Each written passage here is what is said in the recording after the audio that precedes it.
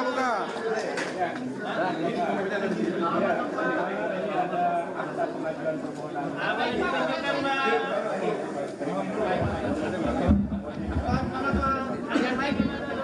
Ada yang kami registrasi hari Senin, Pak. Ada nomor perkaranya. Baik, silakan.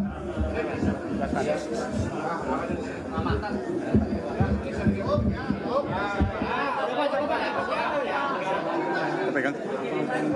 Aku.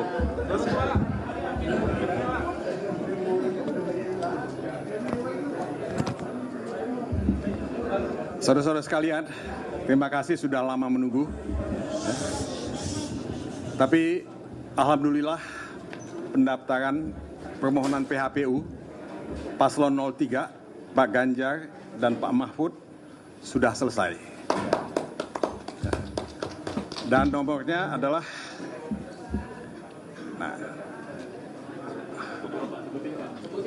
ya saya sebutkan ya, nggak sebutin nomornya. Nomornya adalah 02, ya. Kemudian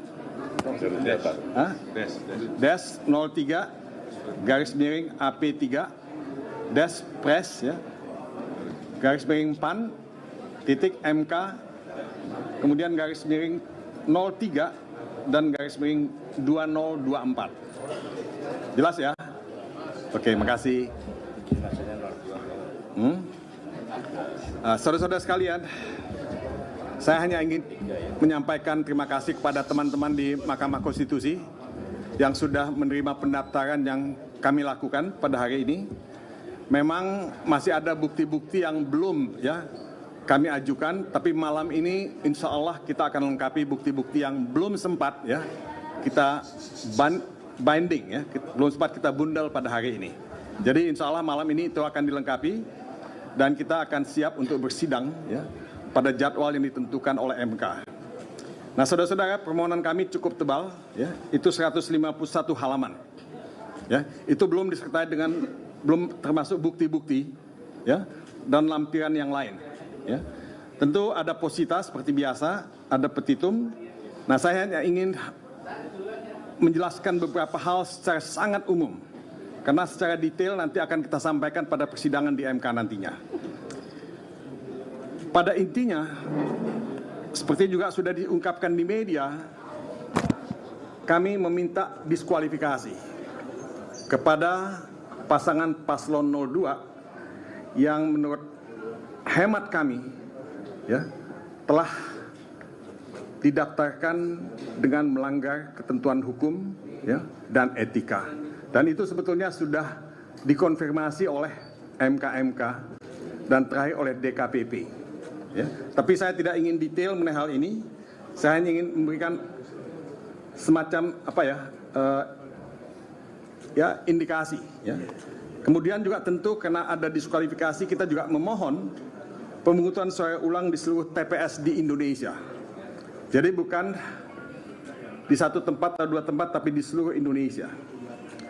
Dan tentu kami juga meminta kepada MK untuk membatalkan keputusan KPU yang kita sama-sama dengarkan beberapa hari yang lalu.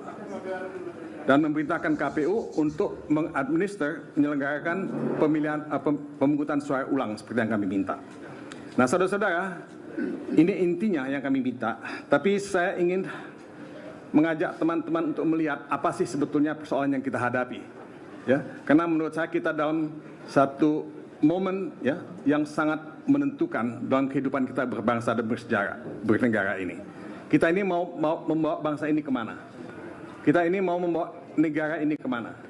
Demokrasi itu penting, supremasi hukum itu penting, konstitusi itu penting, dan kita tidak ingin itu diinjak-injak.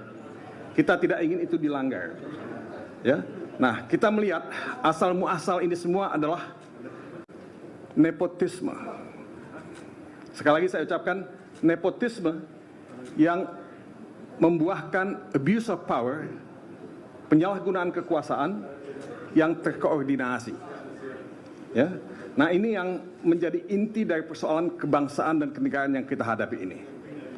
Karena nepotisme itu melahirkan abuse of power yang punya ramifikasi, ya, yang begitu banyak. Nah, ramifikasinya apa? Yaitu putusan MK nomor 90, salah satu. Ya, itu ramifikasinya. Nah, Anda bisa lihat putusan MK-MK, putusan DKPP dan sebagainya. Nah, ramifikasinya yang lain apa? Intervensi kekuasaan. Kemudian politisasi bansos, itu ramifikasinya. Dan kriminalisasi kepala desa yang begitu banyak kita saksikan di banyak tempat. Kami ini ikut kampanye dan ikut berkali-kali ke daerah dan bertemu dengan kepala desa, bertemu dengan lurah, ya, bertemu dengan aktivis-aktivis, dan kita mendengarkan, merasakan begitu banyak, ya, kriminalisasi dan intimidasi yang dilakukan. Nah, saudara-saudara, ini hanya sebagian dari apa yang kami muat dalam permohonan kami. Masih ada lagi misalnya penyalahgunaan sistem IT KPU yang menurut kami sangat, ya, banyak, ya, diperbincangkan dan tidak bisa diterima sama sekali. Sirekap adalah salah satu contoh, dan kami sudah bertemu dengan banyak pihak yang mengatakan banyak sekali masalah dengan Sirekap, ya, dan penggelembungan suara itu bisa terjadi di sana. Ada lagi isu masalah DPT bermasalah.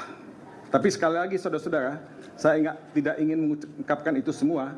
Yang saya ingin katakan, bola itu ada di Mahkamah Konstitusi. Bola itu ada di Mahkamah Konstitusi, dan MK itu adalah guardian of the Constitution. Sebagai guardian of the Constitution, MK itu mesti melaksanakan konstitusi, MK itu mesti melaksanakan hukum, mesti menegakkan demokrasi. Dan MK diuji apakah dia akan bisa bertahan sebagai Mahkamah Konstitusi atau akan menjadi kepanjangan tangan kekuasaan. Ya. Nah, saya kira sih terpulang kepada MK untuk membuktikan dirinya di panggung sejarah Indonesia. Saudara-saudara, ini beberapa hal yang saya ingin sampaikan. Ya, tentu kalau saudara bicara mengenai tujuan kami, ya, tentu kami ingin memenangkan, ya, seperti pada Pilpres, ya, karena kami yakin kita punya dukungan pemilih yang cukup banyak. Saya tidak pernah percaya bahwa dukungan terhadap Ganjar dan Mahfud pada level seperti sekarang ini. Kalau saya mendengar denyut nadi antusiasme dari masyarakat yang kita datangi setiap saat di daerah. Tapi saya tidak ingin, ya, mengungkapkan, ya, banyak hal, karena buat saya bagi mereka yang datang ikut kampanye itu obvious mereka akan merasakan denyut nadi itu. Jadi ini yang akan kita bawa ke MK. Tapi sekali lagi persoalannya saudara-saudara, ini tidak semata-mata soal Ganjar dan Mahfud. This is not a matter of winning or losing. Winning is important, ya. Losing, we are willing to lose kalau itu fair, kalau itu adil. Karena asas pemilihan umum kita itu kan langsung, umum, bebas, rahasia, jujur, dan adil. We don't want to lose kalau itu tidak adil dan tidak fair. Ya. Jadi saudara-saudara, buat kami pertaruhan yang paling besar dari apa yang kita lakukan di MK ini adalah bagaimana kita menyelamatkan demokrasi, bagaimana kita menyelamatkan masa depan negeri ini, bagaimana kita menyelamatkan Indonesia. Ini yang kita ingin lakukan. Karena semua kalian masih muda-muda, ya, kalian punya masa depan. Dan apakah kalian mau punya masa depan yang tidak demokratis? Menurut saya enggak. Apakah kalian mau punya masa depan yang tidak, ya, ada supremasi hukumnya? Juga tidak. Jadi tantangan kita bersama-sama adalah membangun Indonesia yang lebih baik buat anak cucu kita. Mungkin saya berhenti sampai di sini. Kita akan berjumpa di pengadilan, tapi sebelum saya menerima tanya jawab dari Anda, mungkin ada yang lain yang ingin menyampaikan. Cukup pertama. Cukup. Oke, kalau gitu kalau ada pertanyaan 1, 2, 3, ya. Setelah itu kita akan buka puasa nih. Tapi nggak apa-apa, 1 atau 2. Silakan. Udah cukup, ya? Oke, makasih ya. Makasih.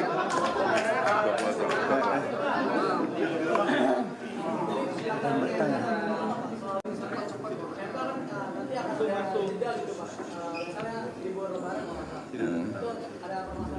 Saya kasih nggak ada masalah. Memang sudah ada jadwalnya pada MK ya. Saya sudah diberitahu bahwa putusan MK itu akan dibuat pada tanggal 22 April. Pada tanggal 27 itu sidang pertama, 27, 28, 29, 30, ada 31 nggak? Ya? Kemudian tanggal 1 ya. Setelah itu tanggal 16, 17, 18, dan setelah itu tanggal 22. Kalau saya tidak salah. Ya. Oke. Soal saksi Pak, saksi disiapkan dari mana saja dan sebelumnya kan di Kompas juga Bapak sempat menyebutkan kalau ada intimidasi kepada saksi-saksi. Nah bagaimana dari tim Bejerong ini mungkin apa ya, menyiapkan perlindungan untuk para saksinya kayak gitu? Saksi itu kita dapat dari banyak daerah, ya, bukan hanya Jakarta. Jumlahnya itu mungkin sekitar 30 ya, dan ahli kita ada sekitar 10. Ya. Jadi ya, kalau Anda tanya bagaimana melindungi saksi-saksi, ya tentu tugas kita semua, terutama aparat keamanan untuk melindungi saksi-saksi. Karena saksi-saksi tidak boleh diintimidasi, tidak boleh ditekan. Ya. Dan saya minta semua pihak untuk bekerjasama melindungi saksi. Ya. Kami akan menjaga saksi kami tentunya, tapi siapapun tidak boleh intervensi terhadap saksi-saksi. Terima kasih. Cukup. Nanti gitu.